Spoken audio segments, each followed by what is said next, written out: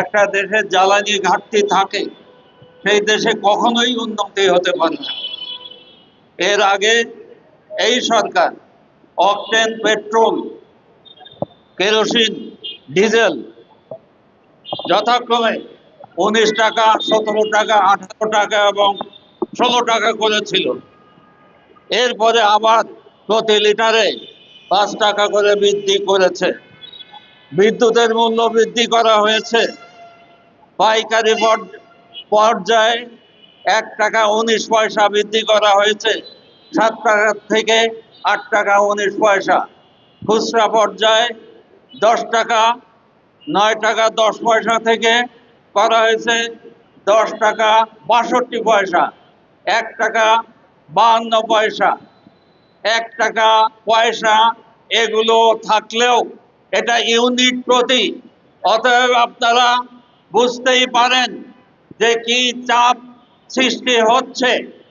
আর এই চাপ সৃষ্টি কেন করা হচ্ছে?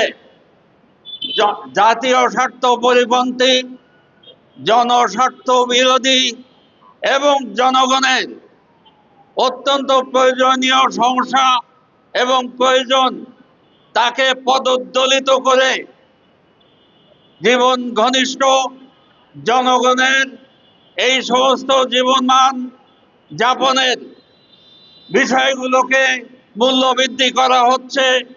এগুলো সাম্রাজ্যবাদ এবং তার দালাল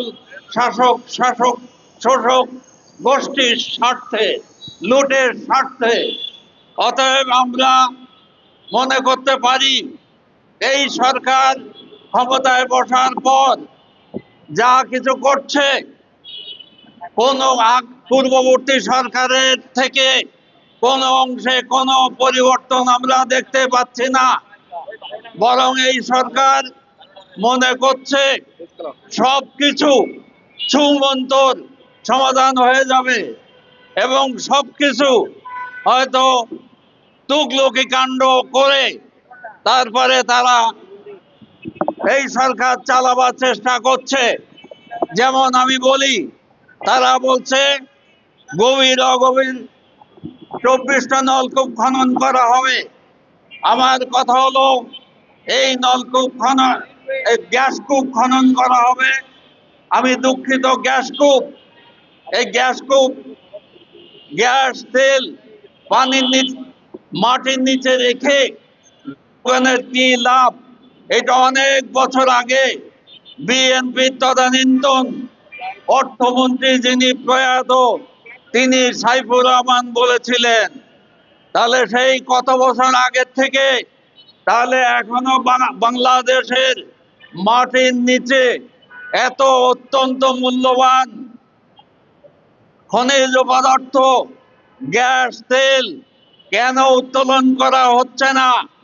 বাপেক্স একটা কোম্পানি, বাংলাদেশের কোম্পানি, যারা স্বল্প খরচে এই গ্যাস কূপ খনন করতে পারে, উত্তোলন করতে পারে, বিপণন করতে পারে, তাদেরকে বসিয়ে রেখে বহুজাতিক কোম্পানির হাতে তুলে দেওয়া হয় কি জন্য?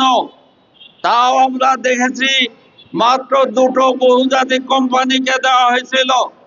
একটা হলো আমেরিকার কনকো-ফিলিপস, আর একটা হচ্ছে ভারতের ওএনজিসি।